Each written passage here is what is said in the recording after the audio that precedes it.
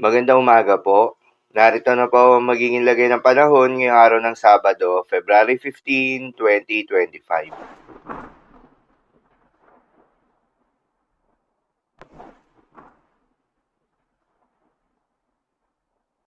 Sa kasalukuyan at ayon sa pag-asa, patuloy pa rin na umiiral itong shear line o yung salubungan na malamig na northeast monsoon at mainit na easterlies ang nagdadala pa rin ng maulap na kalangitan na may kalat-kalat na mga pagulan at isolated thunderstorms sa may extreme northern Luzon.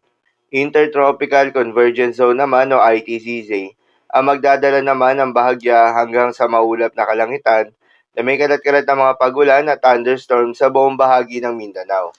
Habang easterlies naman o yung mainit na hangin galing sa may karagatang Pasipiko ang umiiral sa nalalabing bahagi pa ng ating bansa kasama na ang Metro Manila.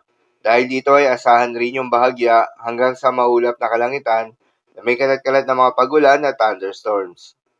Samantala, yung low pressure area na binabantayan sa labas ng Philippine Area of Responsibility ay nanatiling mababa yung tsansa na mag-develop bilang isang bagyo within the next 24 hours. At hindi rin inaasahan na papasok ito ng Philippine Area of Responsibility. Wala rin itong direktang epekto sa anumang bahagi ng ating bansa. Ang nasabing low pressure area ay hulingan namataan sa layong 285 kilometers west ng Pag-asa Island, Kalayaan, Palawan. At para naman sa magiging lagay ng panahon ngayong araw ng Sabado, dahil nga sa epekto nitong shear line asahan sa Batanes at Babuyan Islands, ang maulap na kalangitan na may kalat-kalat na mga pagulan at isolated thunderstorms. Posible ang mga pagbaha o pagguho ng lupa dahil sa katamtaman hanggang sa kuminsan ay malakas na pagulan. Habang sa mainland Cagayan, Isabela, Aurora at Quezon ay asahan naman yung maulap na kalangitan na may kalat-kalat na mga pagulan at thunderstorms na dulot ng easterlies. Posible rin ang mga pagbaha o pagguho ng lupa dahil sa katamtaman hanggang sa kung minsan ay malakas na pagulan.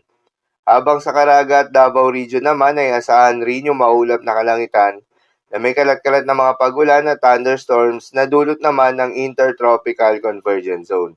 Posible rin ang mga pagbaha o pagguho ng lupa dahil sa katamtaman hanggang sa kung minsan ay malakas na pagulan.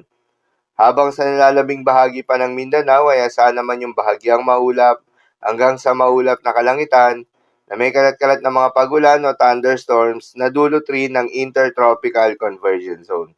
Posible rin ang mga pagbaha o pagguho ng lupa during severe thunderstorms.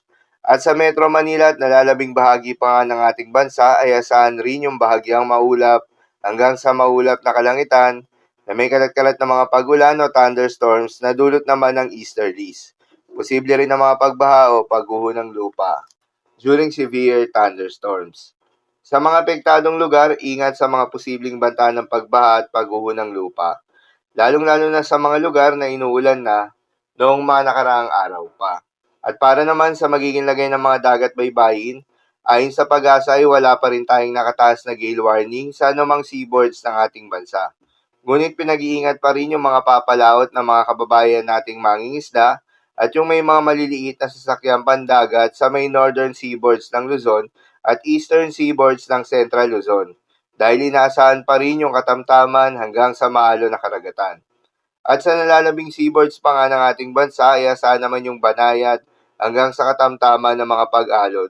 Ngunit iba yung pag-iingat pa rin, lalo na kung meron tayong offshore thunderstorms activity, ay asahan yung paglakas ng hangin at kakakibat nito ay pagtaas rin ng mga pag-alon.